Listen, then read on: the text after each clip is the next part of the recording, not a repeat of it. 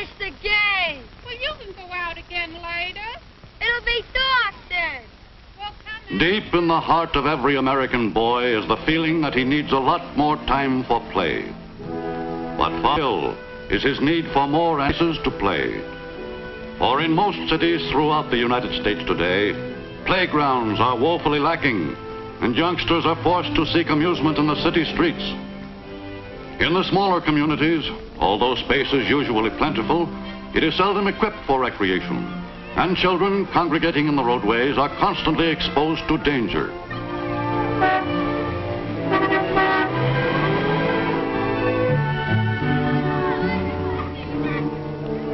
In spite of careful driving, the inevitable happens.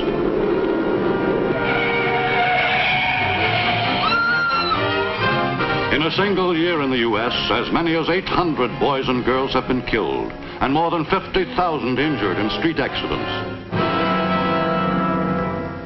Even in localities where parks and playgrounds have been established, there are still far too few facilities to meet the demand, and players often find it necessary to waste many hours just waiting for their turn on the courts.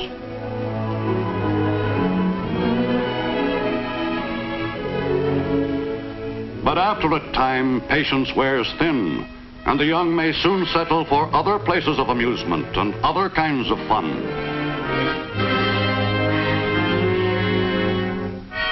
On their own and away from all supervision, they may quickly acquire the free and easy habits which all too often lead to delinquency.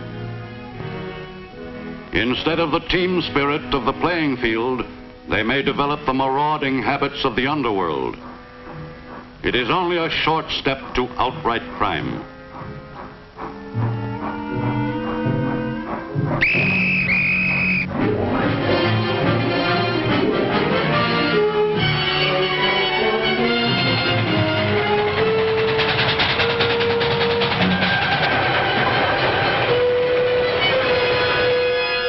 That thousands of teenage boys and girls run afoul of the law each year is conclusive evidence that the community recreational problem is still far from solved. Though recreation alone will not prevent delinquency, it does help to maintain the moral and physical health of the community.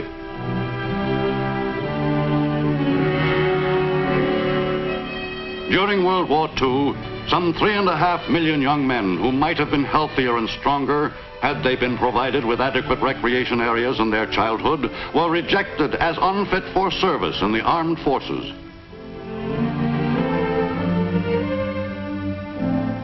Even more disastrous than physical deterioration is the alarming increase in mental illness among all age groups.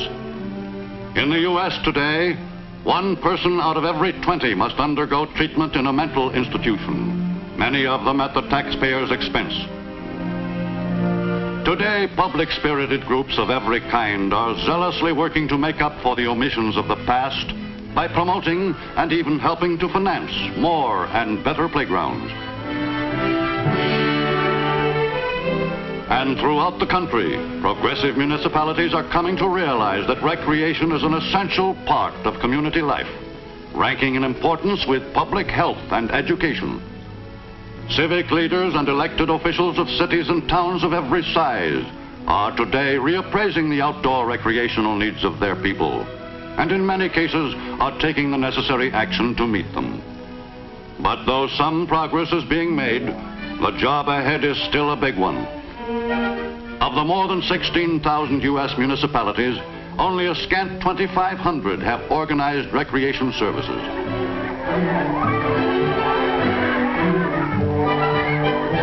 And though playgrounds require trained leaders, just as schools need qualified teachers, only 1/8 of the nation's recreational workers are employed full-time the year round.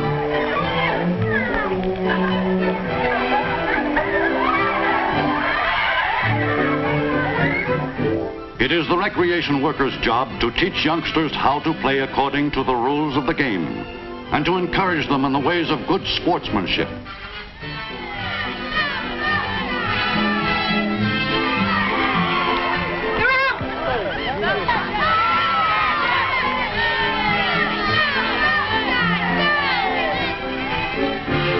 The chance to play is essential to the well-being of all. regardless of age. For most people, young or old, no form of recreation has greater appeal than a relaxing swim on a summer afternoon. And today they are able to enjoy the luxury of modern, up-to-date pools if they are fortunate enough to live in a progressive community.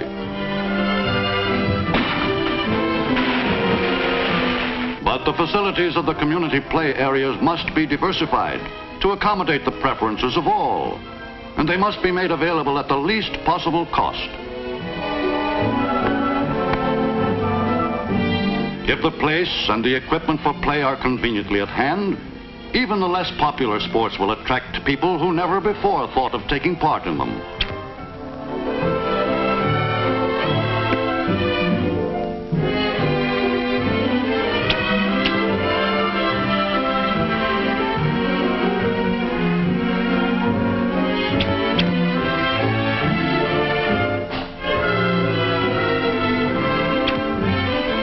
Recreation is particularly important for whom inactivity can well mean a drab and lonely existence.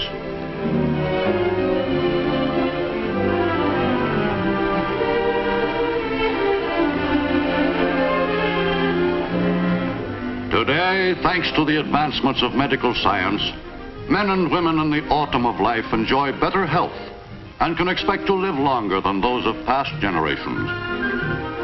With more than 11% of the U.S. population already over 60 years of age, progressive community planners are becoming increasingly aware of the special recreational needs of the aging.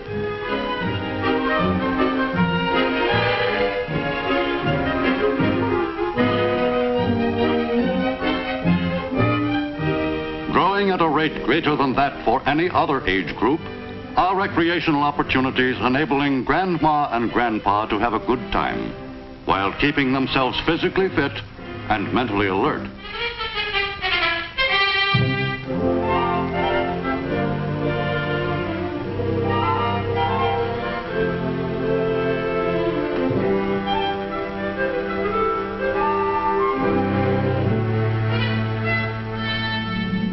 Critical though the recreational problem is for all other groups among the U.S. population, it is particularly acute for the great mass of people who cannot play during the daytime, the nation's many millions of working men and women.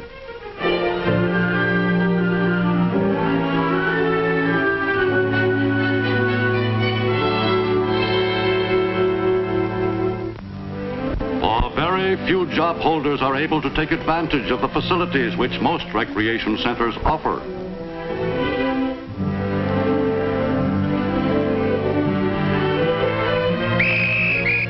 Although many courts and playing fields may be available, they are too often used for only part of the day and are closed as evening approaches.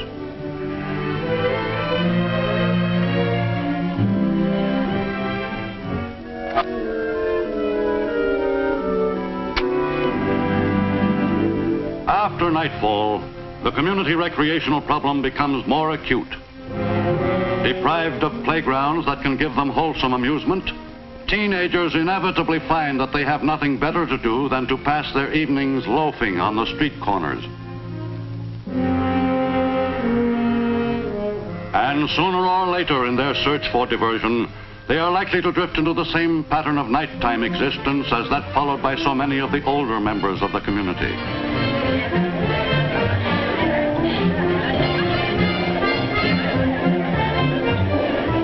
For the lack of suitable outdoor recreation areas affects everyone, regardless of age.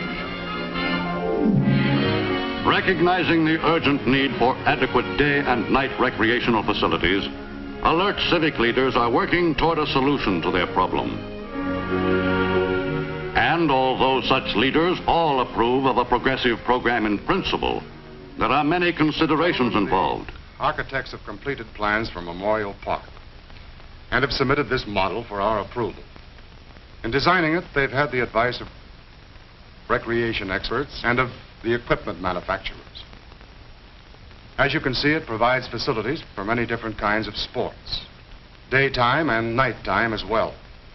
There are courts for tennis, a swimming pool, and a... It looks fine, Steve, but you know good and well that a recreation center like that'll cost us more than this town can afford.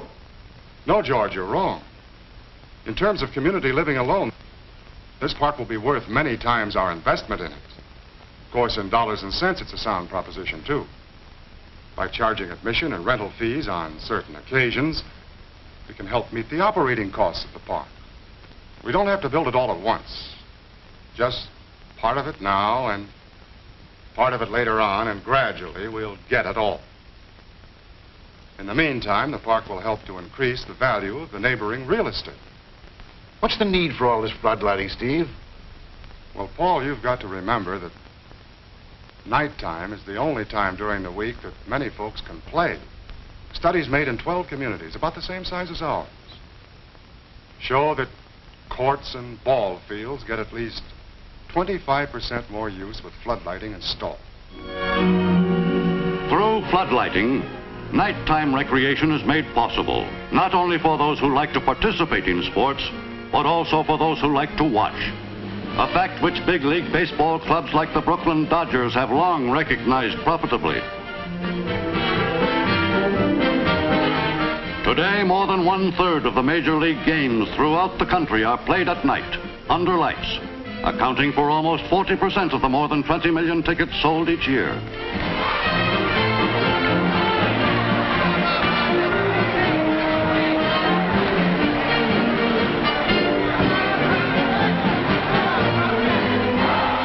But far more important than gate receipts are the dividends outdoor recreation pays in health, happiness, and increased efficiency.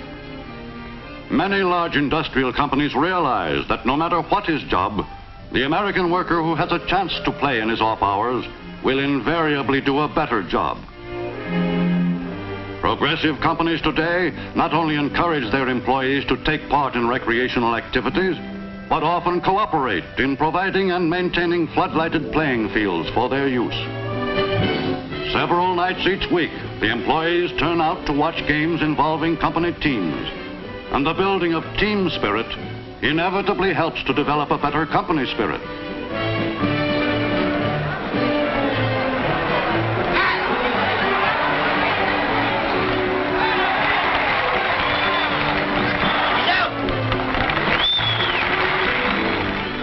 In some sections of the country, where summer temperatures soar to unbearable heights during the day, nighttime is playtime.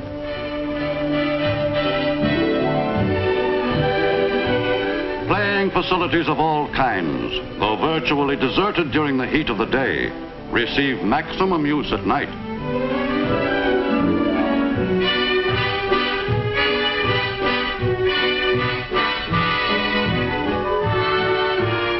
Today, despite the acknowledged role of recreation in building health, and despite the fact that most people can play only in the evening after work, less than 18% of the nation's 50,000 outdoor municipal facilities are illuminated for nighttime use.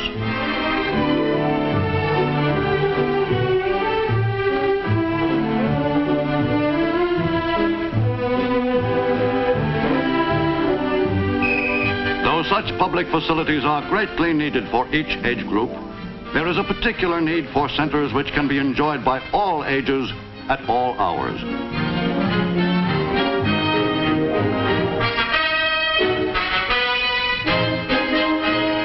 In the larger cities, where space is at a premium, one solution to this problem lies in the multiple-use outdoor play area.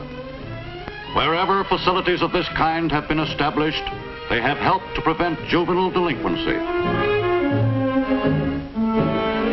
And the same hard surface area that is floodlighted for nighttime recreation is also marked off for many different types of daytime games.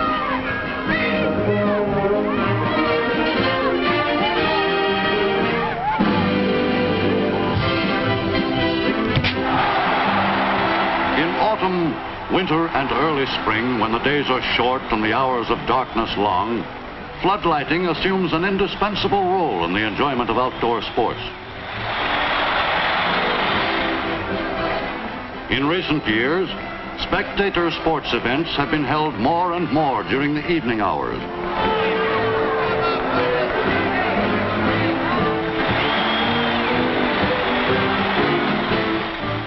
most people find that it is already dark when their day's work is done, and that of the 40 hours they have available for recreation throughout the week, more than half are in the evening.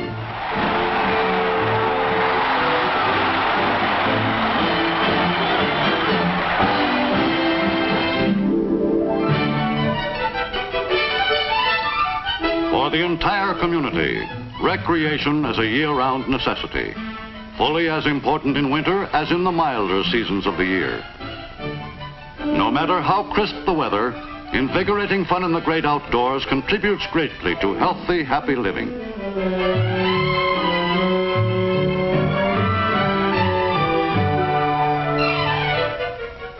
In winter, more than in any other season, children find that after school, there is very little daytime left for play in the open air.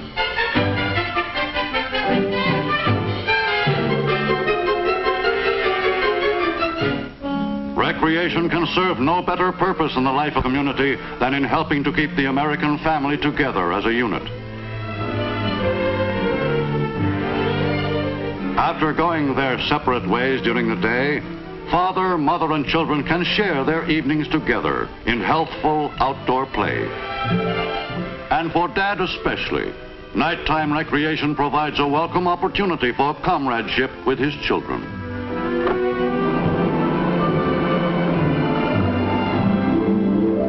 But very few families are fortunate enough to have within easy reach of home the outdoor sports centers they need to enable all members of the household to get out together.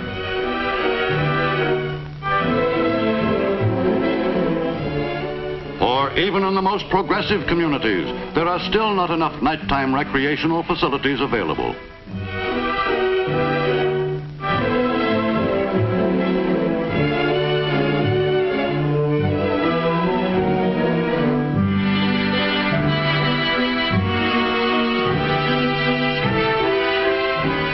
Today, Americans of every age are in need of more and better places to play. Greater opportunities for enjoying recreation out of doors day and night, season after season. And it is up to America's citizens to take the action necessary for sweeping improvement on the recreational front, to decide whether the youth of the nation will go astray or grow up in wholesome surroundings, whether the aging will wither away or enjoy to the full their remaining years, whether children will live dangerously in the street or safely on the playground, whether the members of the family will be forced to seek amusement individually or have a chance to play together. The problem of recreation in America must be solved not by any single group alone, but through the active participation of every citizen in the land.